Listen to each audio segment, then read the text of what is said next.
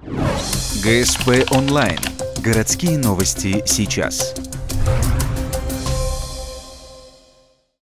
Все самое важное за эту неделю. Избежал причинения тяжкого вреда здоровью сковородой. «Голос народа» в Ухте вновь прошел митинг. Коронавирус шагает по планете. В Коми ввели режим особой готовности. Приходите по записи. Некоторые учреждения внесли коррективы в работу.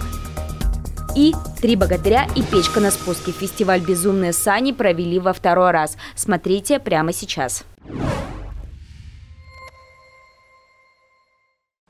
До 15 лет лишения свободы грозит жителю Яриги. Ранее судимый за тяжкое преступление нанес вред здоровью, который повлек смерть потерпевшего. После пьяной ссоры он напал на мужчину, в квартире которого проживал. Причиной конфликта стал выпитый алкоголь. Пока обвиняемый был на работе, потерпевший употребил с другими лицами купленные первым напитки. Из-за бутылки водки и нескольких банок пива началась словесная перепалка, в ходе которой хозяин квартиры стал выражаться в сторону своего товарища нецензурно. Стал наносить, получается, потерпевшему многочисленные удары в область лица, груди, руками, ногами, в том числе вооружившись, получается, предметом, используя в качестве оружия сковороду, а также крышку от сковороды. Причиной смерти предварительно называют тупую травму грудной клетки. Из-за множественных двусторонних переломов ребер мужчина задохнулся. Нападавший же, осознавая, что понесет ответственность, скрылся после преступления в городе Сыктывкаре. Там его и задержали местные оперативники. После был доставлен в Ухту, где ему избрали меру пресечения в виде заключения под стражу.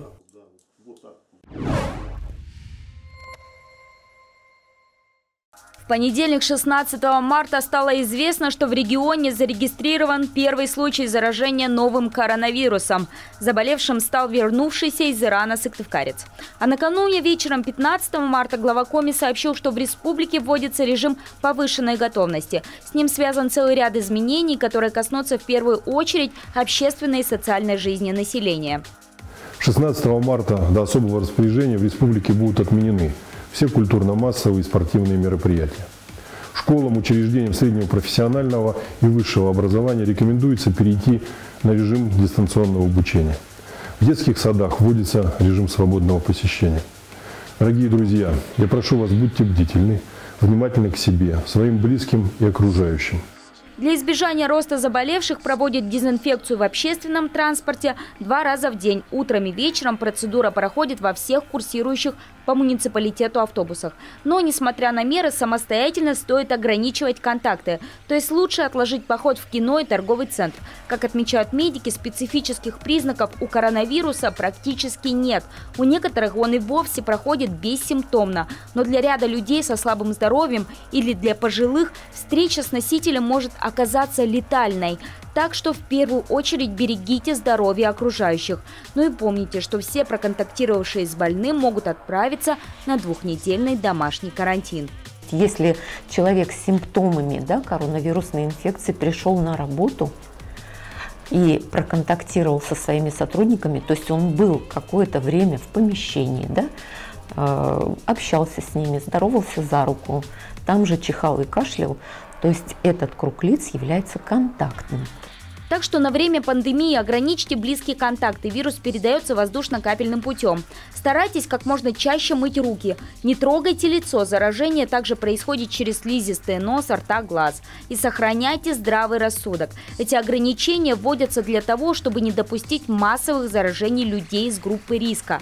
Для сохранения их жизни, возможно, понадобятся аппараты искусственной вентиляции легких, которых при огромном потоке больных может не хватить на всех.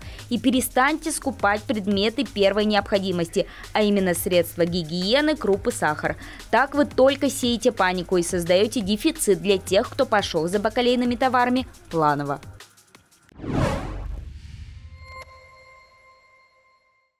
В общественной приемной прошла встреча с представителями Ухтинского многофункционального центра, на которой специалисты рассказали об услугах для малого и среднего предпринимательства. Так напомнили, что у них можно открыть ИП и ООО без государственной пошлины. Не так давно появилась и новая услуга ведения бухгалтерской деятельности. В центре можно заключить договор с учреждением, которое будет вести всю бухгалтерию предприятия.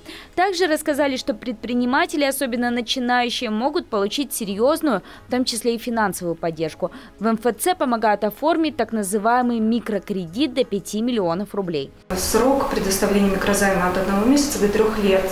И процентная ставка составляет от 3,5% до 10% годовых. То есть банки в ряде случаев предлагают больше проценты. Также начинающих предпринимателей знакомят с сайтом «Бизнес-навигатор», где можно получить более обширную информацию по кредитам и поставщикам, рассчитать и скачать бизнес-план. Для предпринимателей в многофункциональном центре на Оплеснина 11 есть специальные окошки. Правда, представители напоминают, в условиях режима повышенной готовности все консультации проводятся дистанционно. А чтобы открыть, к примеру, тоже ИП, нужно записаться заранее, позвонив по телефону 8 800 200 82 12.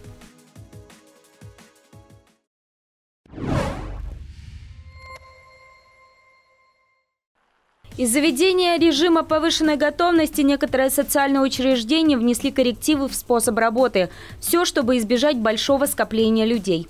Так, многофункциональный центр «Мои документы» предупреждает, что все консультации проводятся по телефону, а все приемы осуществляются по предварительной записи, также по телефону 8 800 200 82 12. Записаться можно и на официальном сайте «Мои документы» Республики Коми. На работу по такой же системе перешел Центр социальной защиты населения Ухты.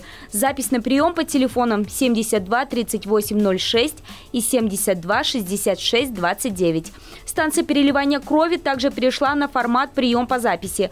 Номера телефонов 76 35 41 и 76 07 10. Также в группе в соцсети «Доноры Ухты» учреждение попросило отказаться от визита всех, кто был в последнее время за пределами Коми, а также в Сыктывкаре. Помимо этого напомнили, что зал приема крови закрыт с 9:50 до 10:30 на уборку и кварцевание.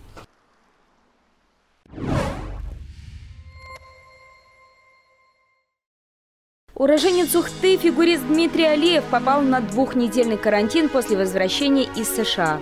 Там спортсмен находился с 10 марта, готовился к чемпионату мира по фигурному катанию, где должен был выступить после победы на европейском первенстве. Но из-за пандемии коронавируса старты были отменены. Так что спортсмену пришлось вернуться в Санкт-Петербург, где он теперь проживает и тренируется. Согласно предписаниям Роспотребнадзора, Алиев после приезда из Штатов отправился на 2 недели домашнего карантина. Как рассказал тренер прославленного ухтинца Евгений Рукавицын, никаких признаков болезни у Дмитрия нет. Спустя 14 дней он вернется к тренировкам.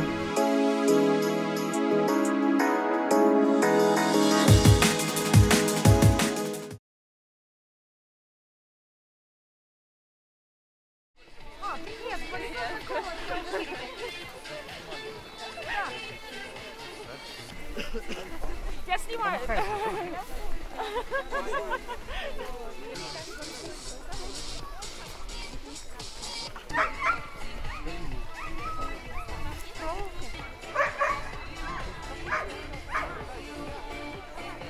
Скажите, как ваше настроение?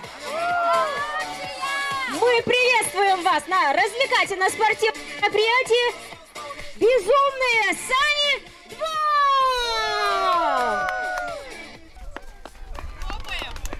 У нас руки включаются.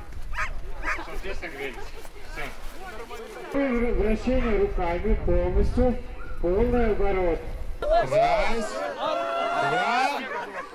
3, 4, 5. Отлично. Так, дальше. И в другую сторону. 2, 3. Команда «Победа» и группа поддержки. Давайте послушаем. Все, отлично. Итак, вторая команда. 3 повторя. Олег Николаевич. Я смотрю, вы подготовились. И вам нужен микрофон. Мы к вам в Ухту, узнав, что такие соревнования. Я представлю. Князь, вот князь. Значит, вызвал я своих богатырей.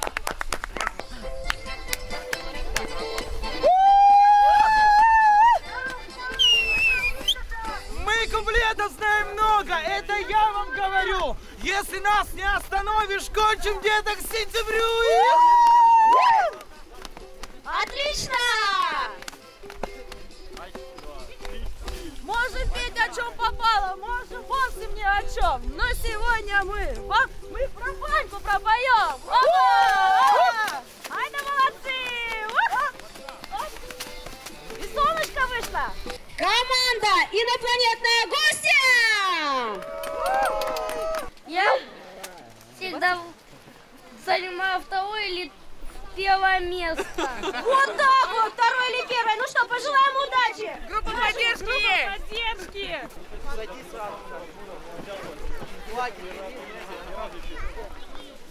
Мы команда, ну, догони наш девиз, попробуй обгони.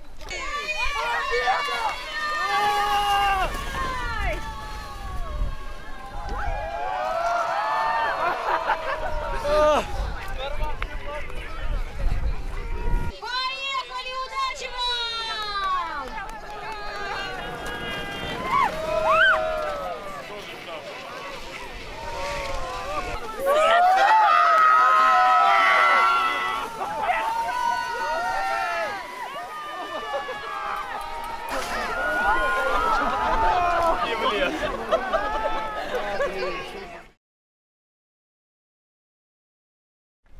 Жене вот последний раз, значит, за декабрь и январь выдали. Рядом стоит женщина и плачет. А мне? А вам еще нету. Может быть, скоро привезут. Скоро. Это один из вопросов, говорю. Министерство здравоохранения, Березин где-то, говорю, на повышение пошел. Никому дела нет, говорю. Ведь, говорю, попробуй, сколько я не видел больных. Владимир Иванович, не можем попасть на прием к терапевту. За 2 месяца, за 3 месяца очередь. Это что? Вот мы сейчас 12 этих самых фельдшерско-акушерских пунктов построим.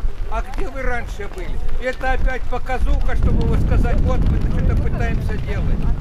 Да, аналогичным образом жилищно-коммунальные условия. Вы посмотрите, говорю, изо дня в день растут тарифы.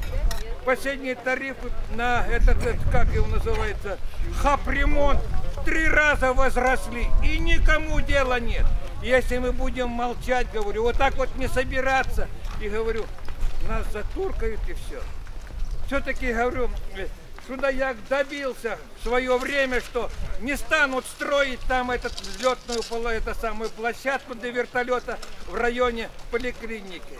Нет, опять вопрос поднимается и спрашивают, кто будет строить? Так до каких же пор это терпеть?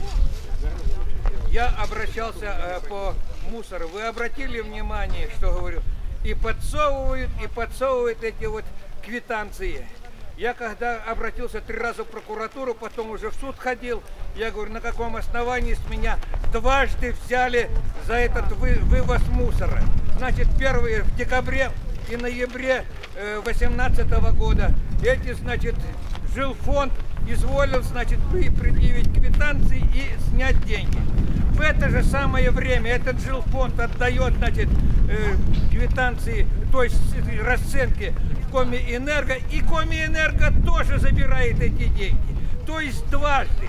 Я так и толком не добился. Но вот сейчас ходят наши, значит, из жилищного управляющие домом, значит, нашли эти деньги, которые жилфонд начал оправдываться. Мы чисто механически эти деньги забрали, там около 4,5 тысяч. И мы эти деньги вам сейчас в этом году положим в этот самый, как его называется, в резервный фонд, никуда надо будет, потом израсходуем. Но это ж только вот один дом, который пошел и добился. А ведь нас тысячи, и никто, говорю, ну и ладно, заплатили, да и что уж теперь делать? А говорю, этот региональный комбинатор, то есть который по вывозу мусора, сюда опять, говорю, только пришел оттуда с этой самой, с тюрьмы, сидел за коррупцию. Теперь замом у нас будет по вывозу мусора. То есть это кормушка, которая, говорю, сможет все-таки сделать так, что будут с нас этот мусор брать, говорю. И мы, если будем молчать, нас так далеко загонят, что уже сил нет. Я представляю Ухту, спасение Печоры. Мы уже много лет экологическими проблемами занимаемся.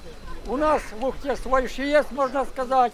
Вам должно быть известно, что метод работы с мусором – это энергетический, это раздельный сбор, и третье – это компостирование.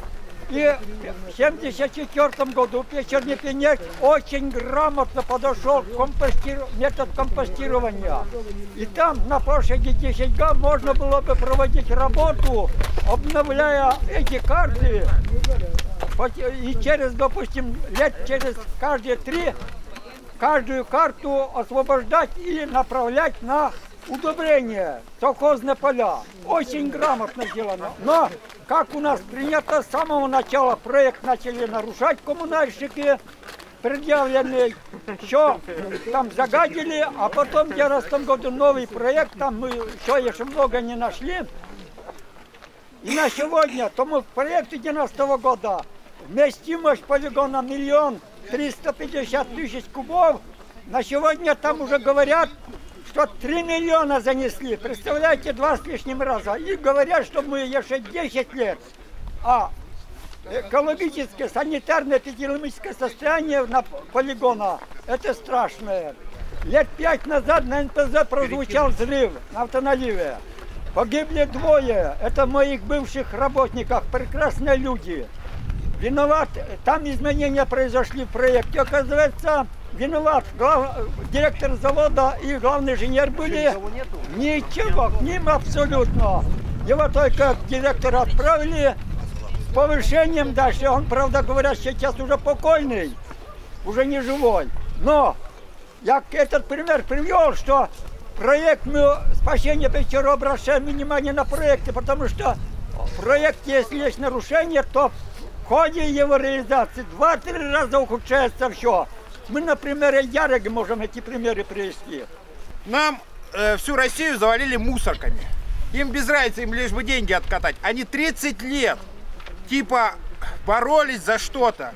Ну что, за что боролись? Теперь народ, так скажем, завалили мусором. Насчет безопасности продуктов у нас тоже. 70-80% на прилавках лежит продуктов из пальмового масла. Если завтра, например, у нас рыхнет рынок, то есть доллар поднялся, то у нас даже своим производителям зерно, которое выращивают и т.п., им просто невыгодно будет растить. То есть у нас начнется продовольственный голод. Они даже за это не беспокоятся. Вот сейчас, например, у нас коронавирус. С 90-х годов в 2 раза сократились больницы, в 2 раза. У нас просто коек не хватит, если у нас начнется эпидемия. И так они думают о населении. Ну и что еще сказать? Скажу в конце. Сейчас вот они уже понимают, что их, так сказать, планы 2020 и т.д. и т.п. уже тонут. Их Титаник идет ко дну. И вот их последнее, сейчас можно сказать, укрепление их сил сделать конституционную реформу. Думают, что им это поможет. Да не поможет это им. Потому что они уже так нам обещали, что народ уже не верит. Народ просто отторгает этот режим, эту власть и так далее. Поэтому, товарищи, не надо, как говорится, падать духом. Победа будет за нами. Все равно страна останется. Народ выживет. А этот, как говорится, эта власть уйдет. И мы будем еще вспоминать такими словами. И еще хочу добавить. Они уже знают, что они делают с нами. Как они нас, как говорится, население убивают, мусорками и так далее. Как они нацию уничтожают. И они знают, что будет с ними. И это у них сидит в головах. И пускай они еще больше узнают, что они сделали с нашей Родиной, что они сделали с нашим народом. И пусть они гордятся этим, если им гордиться больше нечем. Никого не надо убеждать в том, что социально-экономическая политика в стране слегка ухудшилась. Это, мягко говоря, слегка. Поэтому каждый себя ощутил, насколько тревожная ситуация сегодня в среди людей. Нет работы нормально, нет зарплаты, нет хороших продуктов, проблемы с помойками, проблема со всем остальным. Она накопилась, конечно же, не в одночасье, но 30 лет того, что происходило, оно, в принципе, дало сегодняшние плоды. На сегодняшний день образование якобы бесплатное, медицина якобы бесплатная, рядом ставится платное, и все, пожалуйста, без очереди, бесплатно. Того, что хотели, свободно выбираем. Выбираем из того, что нам всовывают. Поэтому достаточно серьезно обстановка накалилась в стране, и поэтому есть смысл, и как бы это само собой разумеющееся, история движется по спирали, и сегодняшняя ситуация возвращается с желанием того, что необходимо вернуть, изменить социалистический строй, строй на социалистический. Я хочу вам сказать, но виноваты в этом мы, извините, сами. Потому что если бараны, овцы, козы дают себя доить и стричь, почему их не доить? Почему их не стричь? Да с удовольствием будем стричь и доить. Я вам могу сказать одно, что если мы вот собрали здесь порядка 100 человек, вот эти ребята в черной форме, которые носили, вы знаете кто, не буду их оскорблять, потому что не все они там это самое. В 40-х годах во время войны кто носил такую форму, не буду их оскорблять. Вот. Возьмут нас 10-15 человек, если что, поколотят дубинками и утащат к себе. Если мы придем сюда, 1000 человек, они кого-то возьмут и попьют с нами там чаю. Если мы придем сюда, хотя бы 10% населения нашего города, они вообще никого не возьмут. И так везде, понимаете, во всей России. Сидим, молчим, потом плачем. Республика у нас, замечательная республика, богатая была, индустриальная была. Город Ухта был, что был город Ухта? Индустриальный центр нашей республики. С приходом гастролера Гапликова, великого строителя, в Ухте исчез последний строительный кран. Исчез? Исчез. Строят? Ни черта не строят. 5 лет он уже. Яркий пример школа, извините меня, в орбите. Сколько ее сдают? Сдали? Нет. Поэтому также его все это гастарбайтерское правительство. Они не планируют здесь жить. У них там куплены дома, у них там куплены квартиры. Они приезжают сюда на работу, обобрать республику и свалить отсюда. Также сидят наши в Сыктывкаре эти министры. Сколько уже говорим об экологии, сколько говорим об здравоохранении, сколько говорим, Бог знает о чем. Да. Что они сделали? Ни черта. Гнать их надо, этих Березиных. Гнать надо этих Полшветкиных, этих Гапликовых, чертовой бабушки отсюда. Чтобы их выгнать, мы должны победить на тех выборах, которые у нас сейчас будут. Ведь вы разумные люди, мы разумные люди, мы понимаем, что на сегодняшний день в республике Коми на токарей учат в городе Печоре, всего группа набрана 17 человек на всю республику. Это что такое? Сегодня о закрытии железнодорожного техникума. Нет набора студентов. Наш институт, он же еще не прошел, не получил аттестацию, неизвестно, что завтра будет с ним. То есть Ухта превращается у нас в поселок Чебью. Дальше, налоги. У нас за 19 год собрано в республике Коми 246 миллиардов налогов. 246 миллиардов налогов. Я не экономист. Любой начинающий экономист скажет вам, что для того, чтобы существовала нормально жизнь в населенных пунктах в республике, в городе, надо оставлять как минимум 50%. Нам оставляет 1/3, остальное уходит куда? Туда. Поддерживать перекладку плитки в Москве, на всякие банкеты, шанкеты и прочее. Наши здесь, которые сидят...